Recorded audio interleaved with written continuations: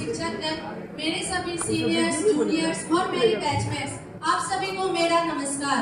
जैसा कि आप सभी को पता है कि हमारे भारत में कई महान वैज्ञानिकों ने जन्म लिया था, जिनमें से एक डॉक्टर एपीजे अब्दुल कलाम भी थे।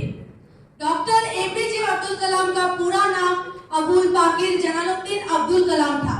उनका जन्म 15 नवंबर 1931 को तमिलनाडु के एक छोटे से गांव रामेश्वरम में हुआ था।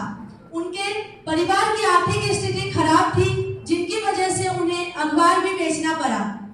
उनकी प्रारंभिक शिक्षा रामेश्वरम के ही एक प्राथमिक विद्यालय से शुरू हुई थी। उसके बाद 1954 में फिजिक्स से ग्रेजुएट होने के बाद 1955 में वे मद्रास पहुंचे। मद्रास इंस्टीट्यूट ऑफ टेक्नोलॉजी से एरोस्पेस इंजीनियरिंग की पढ़ाई करने के बाद मद्रास इंस्टीट्यूट ऑफ टेक्नोलॉजी से उन्होंने अपनी एरोस्पेस इंजीनियरिंग की पढ़ाई शुरू की। उनका सपना एयरफोर्स में फाइटर पायलट बनने का था, लेकिन किसी कारणवश उनका ये सपना पूरा नहीं हो पाया। लेकिन नए सपने उनके इंतजार में थे। ईयर 1960 में उन्होंने DRDO यानी डिफेंस रिसर्च और डेवलपमेंट ऑर्गेनाइजेशन में एक साइंटिस्ट के रूप में ज्वाइन किया। यहीं से उनके नए सपनों की उड़ान भरी। उसके बाद 1969 में उन्होंने इसरो में ट्रांसफर कर दिया गया, जहां से उनके मिसाइल मैन बनने की नींव बनी। डॉक्टर कलाम के नेतृत्व में ही भारत ने पृथ्वी, अग्नि, आकाश, त्रिशूल और सुपरसोनिक क्रूज जैसी 5 मिसाइलें 10 सालों के अंदर तैयार की। और ये कलाम साहब की ही देन है कि भारत आज परमाणु हथियारों के निर्माण के मामले में इतना आगे पहुंच पाया है।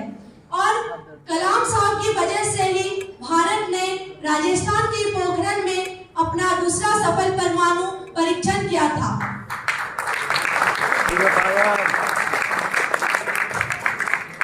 ईयर 2000 में डॉक्टर एपीजे अब्दुल कलाम देश के 11वें राष्ट्रपति बने। राष्ट्रपति होने के बावजूद भी वे हमेशा यही सोचते थे कि देश और लोगों की भलाई कैसे की जा सकती है।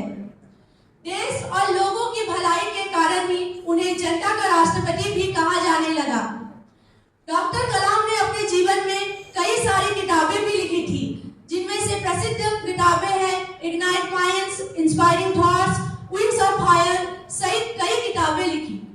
और देश की सेवा और योगदान के लिए उन्हें रामानुजन पुरस्कार, वीर सावरकर पुरस्कार, इंदिरा गांधी पुरस्कार, पद्म भूषण, पद्म विभूषण तथा भारत रत्न से भी सम्मानित किया गया था। उन्होंने एक कहावत कही थी कि सपने वो नहीं होते जो हम सोते वक्त देखते हैं, सपने वो नहीं होते जो हम सोते वक्त देखते हैं, सपने तो वो होते हैं जो हमको सोने न दे। ये कहावत बस वे बोले नहीं थे, बल्कि अपने जीवन में उतारे भी थे। सादगी, ईमानदारी और कुछ कर गुजरने की ललक क्या होती है, उन्होंने पूरे देश को बताया था। उन्होंने पूरे देश को बताया कि अगर हम अपने सपनों को पूरा करने की ठान लेते हैं तो उन्हें पूरा करके ही रहते हैं। ऐसे महान साइंटिस्ट भले ही आज हमारे बीच नहीं है, लेकिन उनकी कही हुई हर बातें, उनकी सिखाई हुई हर बातें हमारे बीच सदा जिंदा रहेगी। आप सभी को पता है कि डॉक्टर एपीजे अब्दुल कलाम अब हमारे बीच नहीं है, लेकिन उन्होंने जो सिखाया वो हमेशा हमारे बीच रहेगी।